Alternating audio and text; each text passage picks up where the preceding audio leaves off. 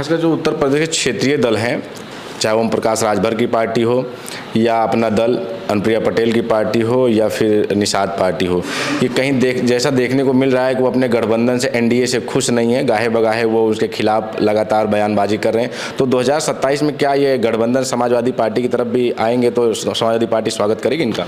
मंत्री जी ने सदन में भी खड़े होकर कहा कि फूलन देवी पर की हत्या का आरोप आप लोगों पर लगाया और खासकर निषादों की अनदेखी का भी आरोप लगाया कि जब सरकारी थी तो आप लोगों ने निषादों की अनदेखी की।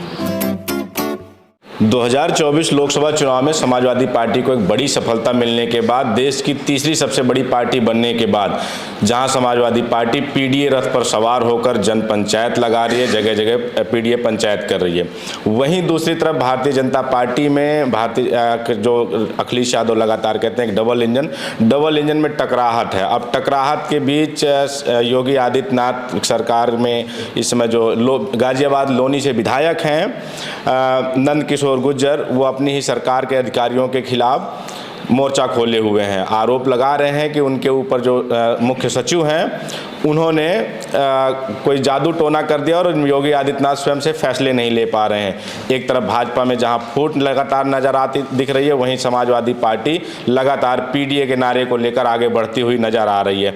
हमारे साथ बात करने के लिए समाजवादी पार्टी के प्रदेश अध्यक्ष श्यामलाल पाल जी हैं। इनसे बात करेंगे कि जो तमाम मुद्दे चल रहे हैं उन मुद्दों पर बात करेंगे। सर, स्वागत है आपका।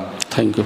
ये जो इस समय आप देख रहे होंगे सरकार के ही जो आपस में टकराहट है, उनके विधायक कोई कह रहा है कि केशव प्रसाद मौर्य को बना देना चाहिए मुख्यमंत्री, बना चाहिए बाबा जी को भेज देना चाहिए, दिल्ली भेज देना चाहिए। वहीं अधिकारियों पर भ्रष्टाचार का आरोप लगा रहे हैं इनके ही विधायक। क्या कहेंगे इस पर आप? ये भारतीय जनता पार्टी जो काम कर रही है और न किसानों, न मजदूरों, न महिलाओं के हित में है, और जो सांप्रदायिक उन्माद पैदा हो रहा है, उस सांप्रदायिक उन्माद में इनके विधायक, इनके मंत्री खुद फंसे हुए हैं। एक कैबिनेट मंत्री क्या बोल रहा है, 6 दरोगाओं को तोड़ ताड़ करके उनको गड्ढे में फेंक दिया। तो ऐसी स्थिति में ये खुद आपस में लड़ रहे हैं। इनकी चिंता देश के संविधान के लिए, लोकतंत्र के लिए और देश की जनता के लिए नहीं है।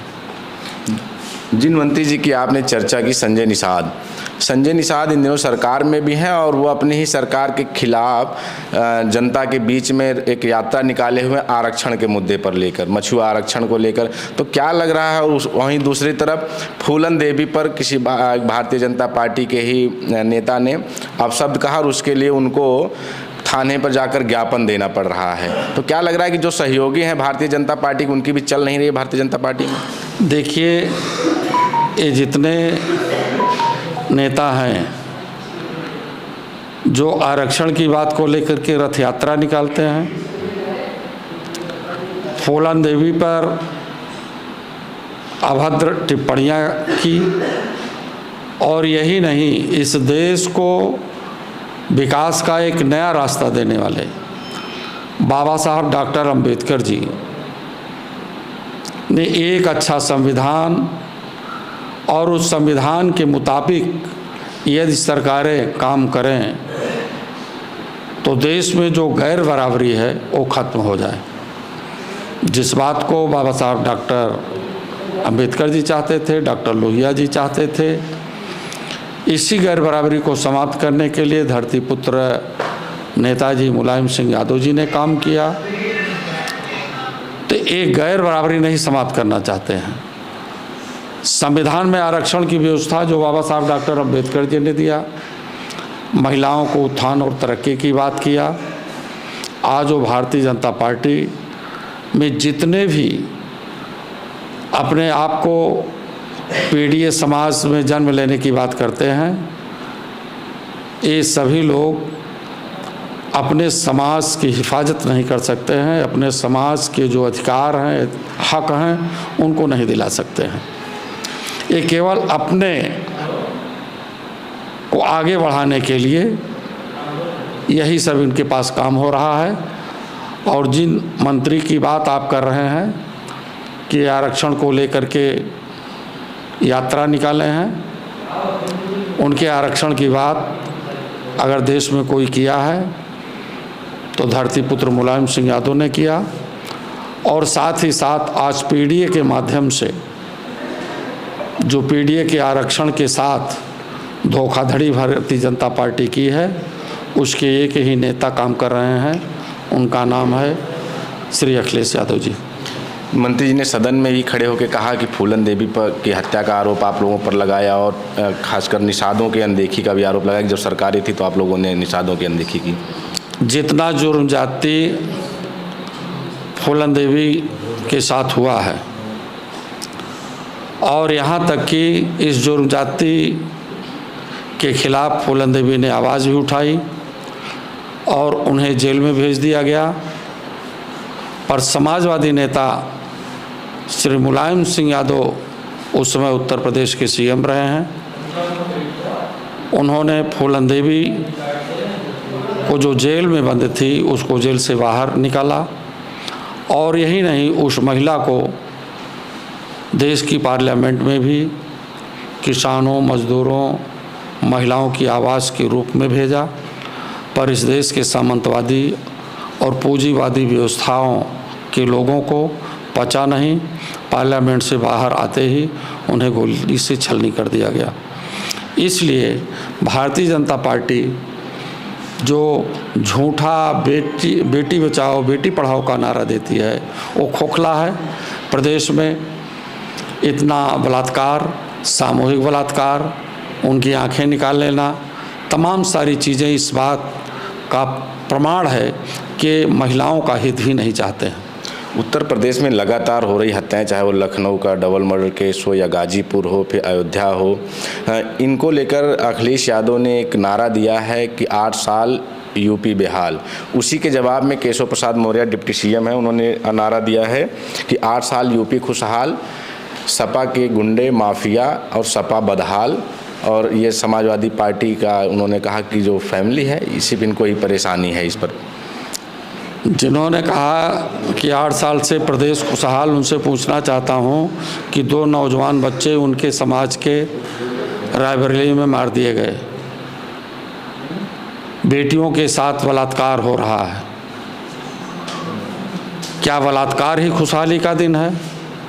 नौजवानों को गोली से मार देना और मार करके गुंडे और माफिया सड़कों पर घूम रहे हैं, ये खुशहाली का दिन है?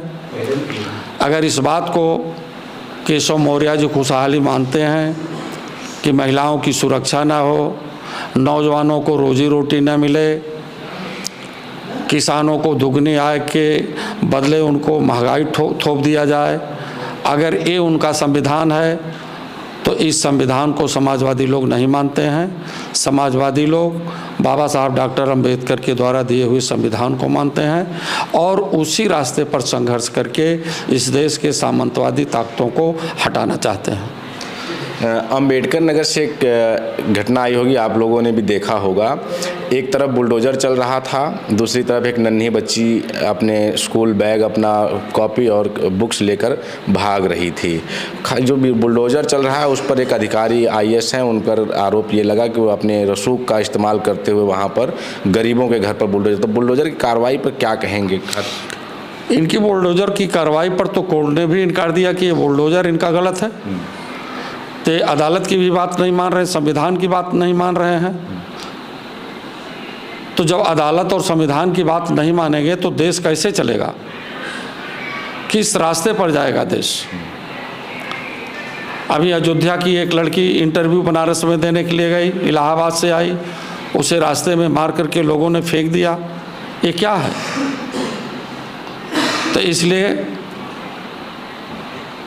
इनकी मंशा इस देश की जनता के हित में नहीं है और जनता सड़कों पर आ रही है। और खुद भारतीय जनता पार्टी के लोग, अभी आपने पिछले दिनों में देखा होगा, लखीमपुर खीरी के विधायक के साथ इनका विधायक मारा गया और सरकार ने कोई कदम नहीं उठाया, मारने वाला सड़कों पर घूम रहा है। तो इन्हें किसी के मान सम्मान, अपमान का कुछ लेना देना नहीं है, ये अपनी तिजोरी भर रहे हैं। समाजवादी पार्टी की जो पृष्ठभूमि रही है वो संघर्षों की रही है। सड़क से लेकर सदन तक लगातार संघर्ष करने के लिए, आंदोलनों के लिए जानी जाती है। तो लगातार जो घटनाएं घट रही हैं उत्तर प्रदेश में, जिस तरह आपका आरोप है, जैसे जो हत्याएं, लूट, बलात्कार, तो इस पर समाजवादी पार्टी सड़कों पर कब नजर आएगी? अभी तो गांव में चल रही है, पीडीए पंचायत चल रही है।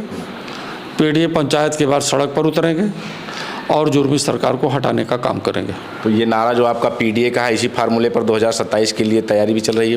पूरी तरह से पीडीए एकता जिंदाबाद है। और दूसरी तरफ आपके ही जो विधायक हैं यहाँ से, फिलहाल आजकल तो आप लोगों से खफा हैं, राकेश प्रताप सिंह गौरीगंज, उन्होंने एक इंटरव्यू में कहा है कि ये पीडीए जो नारा दिया है, पीडीए साकार नहीं होता है उनकी तरफ। पीडीए सिर्फ परिवार डेवलपमेंट अथॉरिटी, भाजपा के सुर में सुर मिलाते हुए उन्होंने वही बात कह दी आप लोगों के लिए। उनका संविधान यह कहता होगा, लेकिन भारत का संविधान ये कहता है कि पीडीए के लोगों का अपमान हुआ है देश में।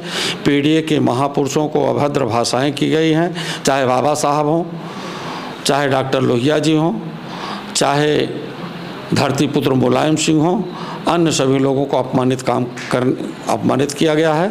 और पीडीए के लोग इकट्ठा होकर इस अपमान का बदला वोट के माध्यम से देने का काम करेंगे। और ये डबल इंजन की सरकार का जो बड़ा इंजन है उसको तो जनता ने लीक कर दिया है।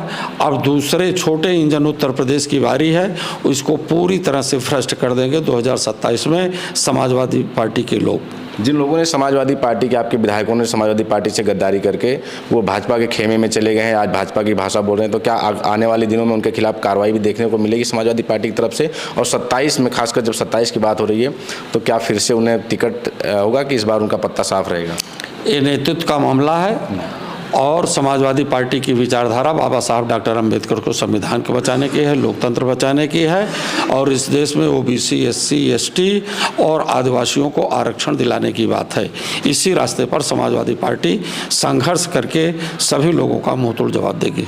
खासकर जो उत्तर प्रदेश के क्षेत्रीय दल हैं, चाहे ओम प्रकाश राजभर की पार्टी हो या अपना दल अनुप्रिया पटेल की पार्टी हो या फिर निषाद पार्टी हो, ये कहीं जैसा देखने को मिल रहा है कि वो अपने गठबंधन से, एनडीए से खुश नहीं है, गाहे बगाहे वो उसके खिलाफ लगातार बयानबाजी कर रहे हैं। तो 2027 में क्या ये गठबंधन समाजवादी पार्टी की तरफ भी आएंगे तो समाजवादी पार्टी स्वागत करेगी इनका? एनडीए के जितने लोग हैं सब नेगेटिव सोच वाले हैं, नकारात्मक सोच वाले हैं। वो चाहे क्षेत्रीय दल हों, चाहे जो लोग भी हों। और पीडीए पॉजिटिव, सकारात्मक भावना को लेकर के संविधान के लिए है, बचाने का, लोकतंत्र बचाने के लिए है। इसलिए जो इस धरती पर समाजवाद की विचारधारा के माध्यम से गैर बराबरी को समाप्त करने की विचारधारा पर है, वो वास्तव में संविधान को मान रहा है। जो गैर बराबरी लाना चाहता है वो संविधान के अनुरूप नहीं है, वो किसी और व्यवस्था की तरफ ताक रहा है।